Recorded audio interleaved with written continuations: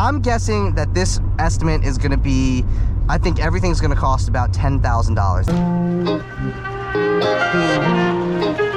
Well, this is not the kind of video that I wanted to make today, but well, here we are. And as you may be able to tell by the title and thumbnail, yes, somebody hit my Z06 that I got registered about 2 weeks ago. So as the story goes, I actually bought the car on December 5th of last year, but I didn't drive it for the first 2 months of ownership because, well, if you didn't know, the LS7 has a valve guide issue where it drops the valve into the cylinder and the valves were not fixed on this particular Z06. So on December 19th, while I was waiting for a car to be detailed for me to do a review video on it, I ended up ordering the AHP Package 4, which is a set of heads from American Heritage Performance out in California.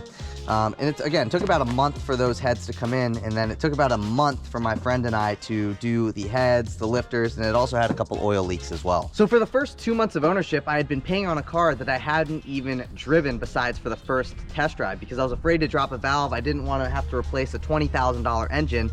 I didn't end up driving the car at all. It took a month for the heads to come in. It took another month to install. So the first 2 months, hadn't driven the car at all. So about 2 weeks ago, I went and I got the car registered because those first 2 months, I didn't want to register it and pay the sales tax and the registration fee if I'm not going to be driving the car. So 2 weeks ago, I got the car registered and I had just been having an absolute blast driving the car. I did 500-mile break-in period. I did a road trip down to Raleigh, North Carolina to go see a Volkswagen show with my friend Jack. This is Jack. What's Jack, up, did I guys? surprise you? Oh yeah. I was pretending like his dad set it up, and I pretended like I was sitting in his car and I was a random person. Dude, I was about to. And then also visit some family down there. So that put about 500 miles on it.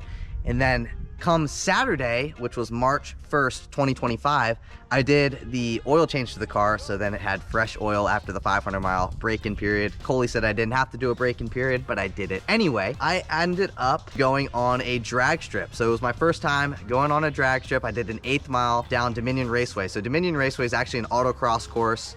I had actually taken my Camaro down there before, slid that off the track a couple of times. That car does not handle very well. However, it was definitely the lack of a good driver because I don't know what I'm doing on track. Never been on track before, and I went with a 3,900-pound car. Anyways, I ended up going down to Dominion Raceway to do the 1/8 mile track event with my neighbor, Brad. We drove down together, and I met my friend Trevor down there with his C6 Z06.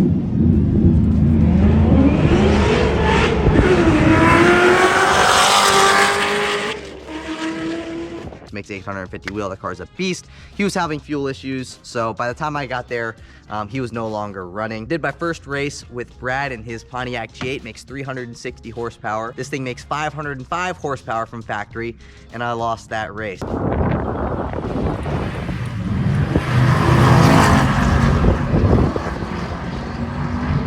Don't know what I'm doing. Brad's a seasoned racer, so I can understand. I kind of knew going into that race that I was going to lose. So it's actually funny because I lost the race that I should have won, but then I won the race that I should have lost because the second and final race of the day, I raced a 09 Z06 with heads, cam, full exhaust, made about 600 wheel horsepower, and I won that race.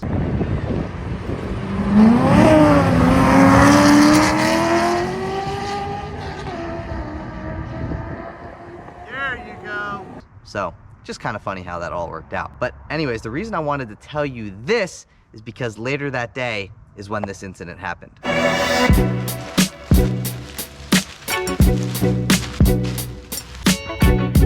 All right, I got the box almost packaged up. I got to do another couple runs of that clear tape across the top here. Should be good to go. I'm gonna go over to UPS, ship this out to California, get my money back, maybe put that towards headers. The night started off great because we're going out to dinner, we're going to get some Korean barbecue, and when I pulled up to the spot, I said, "Hey Matt, where did you park?" And I saw him in the back corner. I was like, "Oh, cool, okay." And I pulled up next to him, and they had a Ram TRX next to it, which is what the shirt that I'm wearing right now. And I was like, "Oh man, the TRX is sweet."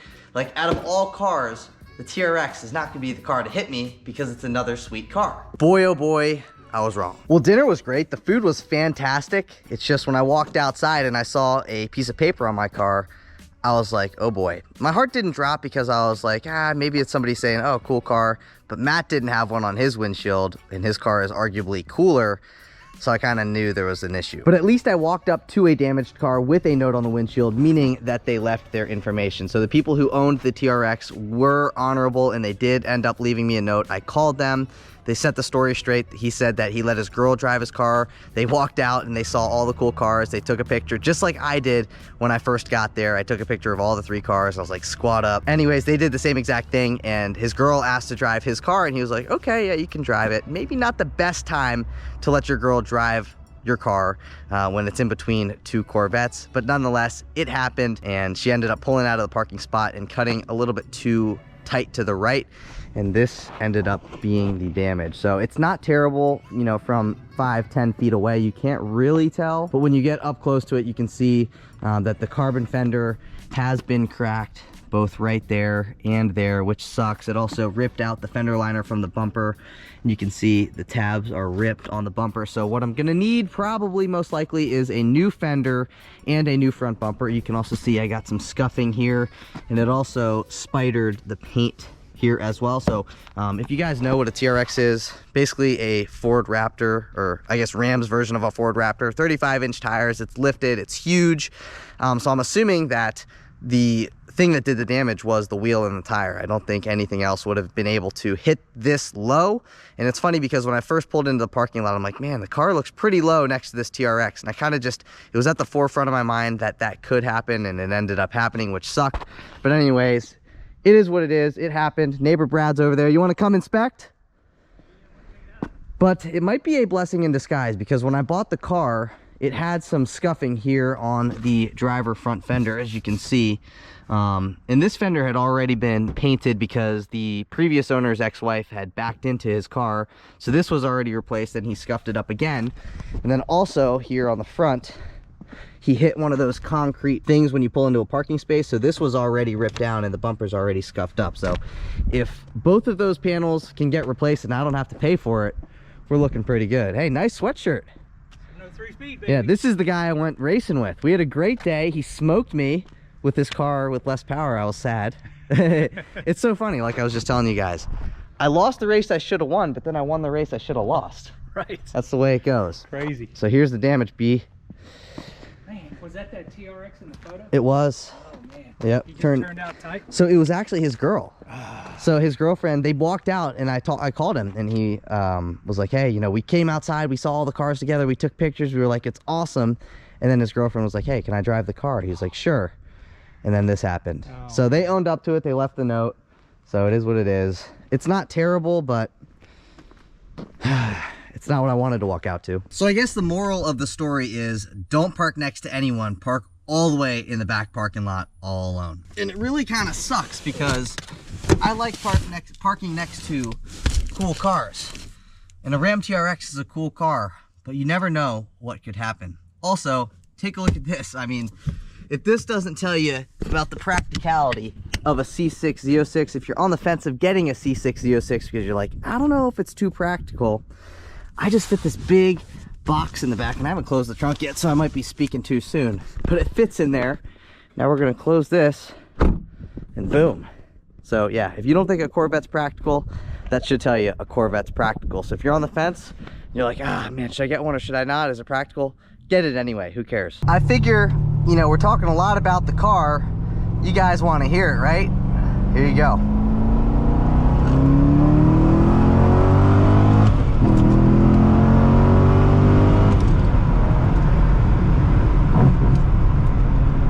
This car is so freaking fast, it's crazy.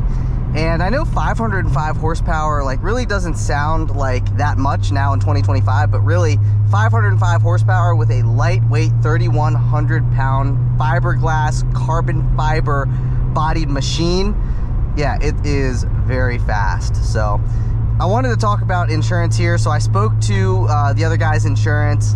I did end up filing a claim through insurance. I was trying to see if he would pay for the damage in cash, but then I was like, I talked to a few people, and they suggested that I also go for a diminished value claim as well. So I don't really know what to expect. You know, this is the first time that I've ever had anybody hit any of my vehicles. I wish it would have been my 07 Silverado other than this, or any other thing but this, but it is what it is, and it happened. Here you go.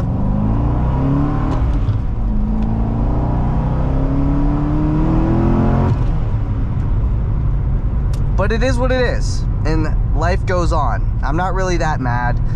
You know, again, it was an accident. Accidents happen. I could do this one day, and I would hope that somebody would treat me how I'm been pretty chill with them, and I think that's just how karma works. So I'm not too mad. I spoke to the insurance company. They're getting on. They got the ball rolling here today. It's an SVR F-Pace, I think.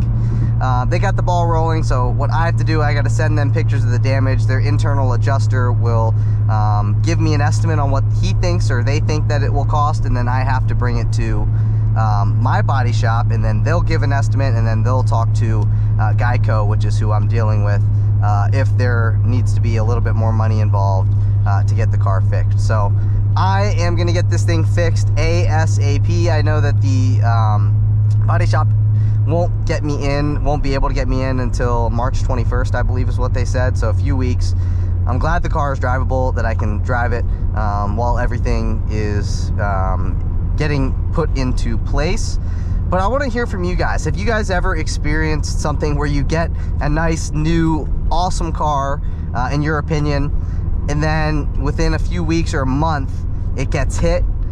Let me know and share your experiences in the comments down below, because I'm curious to hear, because I know I cannot be the only one who has had something like this happen to them. And then also, if there's anybody out there who is well versed or has ever had this happen to you, let me know about the diminished value claim. I paid $28,000 for this C6 Z06. It was until I owned it, a one owner 70,000 mile C6 Z06. I paid 28 grand for it. I fixed the heads. That's why I got a good deal on it. So what should I be expecting for a diminished value claim? How much less is the car worth now with this Carfax thing? Let me know in the comments down below. I really don't know what to expect, so any advice from you guys would be greatly appreciated.